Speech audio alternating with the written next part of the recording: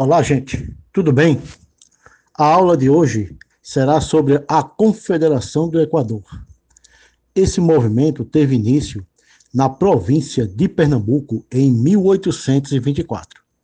Neste período, o Brasil era governado por Dom Pedro I, e o governo de Dom Pedro I sofria muitas contestações, pois era um governo que acabou centralizando o poder. Após Dom Pedro dissolver a Assembleia Constituinte em 1823 e promulgar uma nova Constituição, onde era criado o chamado Poder Moderador, esse poder moderador acabava consolidando o poder imperial nas mãos de Dom Pedro I, pois esse poder moderador ficava acima dos outros três poderes: o executivo, o legislativo e o judiciário. Essa centralização de poder nas mãos de Dom Pedro I era muito contestado, inclusive por um jornal pernambucano. O nome do jornal, gente, era o Tifes Pernambucano, que era liderado pelo Frei Caneca. E neste período tinha duas facções políticas aqui na província de Pernambuco, que eram os monarquistas e os liberais. Os monarquistas tinham à frente Francisco Paes Barreto, que era o governador da província. Já os liberais tinham como a liderança Manuel Carvalho Paz de Andrade. E sob a pressão dos liberais, Francisco Paes Barreto, ele acaba renunciando o poder da província de Pernambuco, que é assumido por Manuel Carvalho.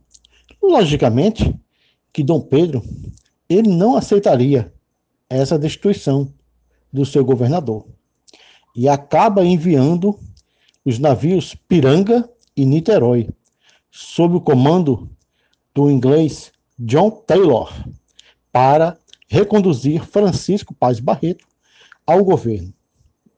E ainda manda uma outra opção, que era José Carlos Maenrique da Silva Ferrão, um mineiro que era ligado aos liberais, para assumir o governo da província pernambucana. Contudo, os pernambucanos, eles não aceitavam nenhuma dessas opções e querem que Manuel Carvalho continue à frente do governo. Neste período, o Brasil ainda lutava contra Portugal pela sua independência. E a notícia de um possível ataque português contra o Brasil faz com que John Taylor acabe abandonando o Recife. E logo após John Taylor sair de Recife, então é proclamada a Confederação do Equador, que é um movimento separatista que deseja separar a região Nordeste do Brasil. Esta confederação acabou não tendo sucesso nos outros estados da região. Apenas Pernambuco, onde surgiu o movimento, o Ceará, que foi um dos outros focos, onde ocorreu uma certa resistência contra a centralização do poder de Dom Pedro I.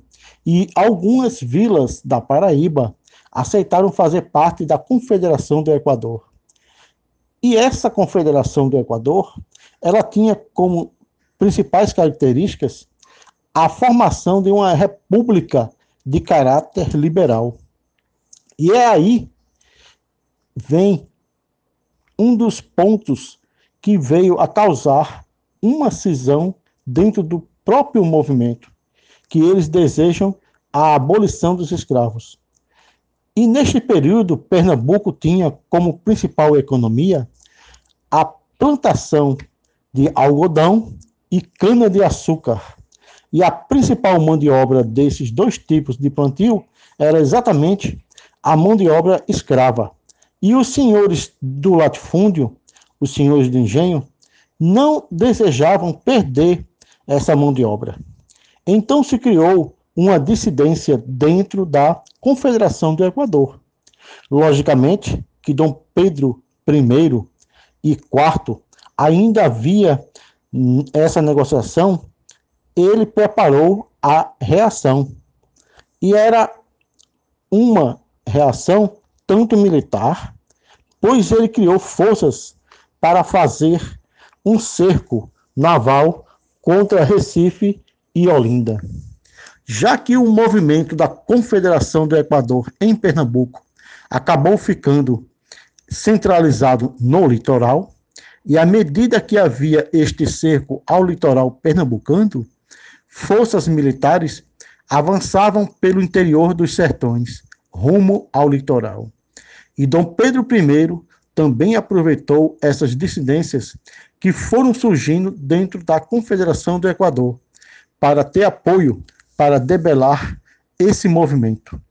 E sem ter um apoio interno dentro do próprio movimento da Confederação do Equador, sofrendo uma pressão muito grande externa do imperador Dom Pedro I e suas forças, o movimento acaba sendo debelado, pois Recife e Olinda, que eram os principais focos desse movimento, acabam sendo dominados.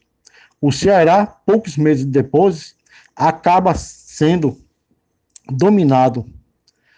E esse movimento da Confederação do Equador sendo, por fim, extinto.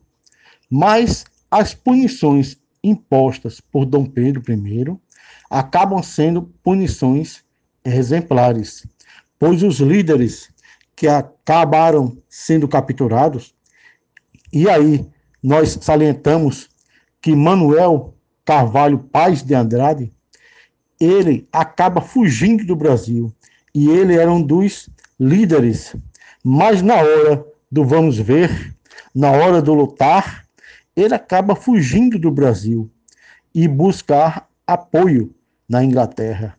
E os outros líderes capturados são condenados à morte.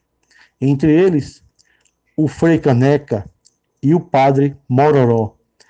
Esses dois acabam sendo executados como uma forma de dar exemplo, para que nenhuma outra província venha a se levantar contra Dom Pedro I. Pernambuco ainda sofre por uma outra imposição, que é a divisão do seu território, já que havia a chamada Comarca do São Francisco, que era uma parte do território pernambucano que abrangia o Rio São Francisco e entrava para o interior da Bahia. E esta parte é literalmente cortada do estado de Pernambuco e passa a fazer parte da província baiana. Pernambuco é o único exemplo de um estado que acaba perdendo parte territorial por motivo de rebeldia contra o governo central.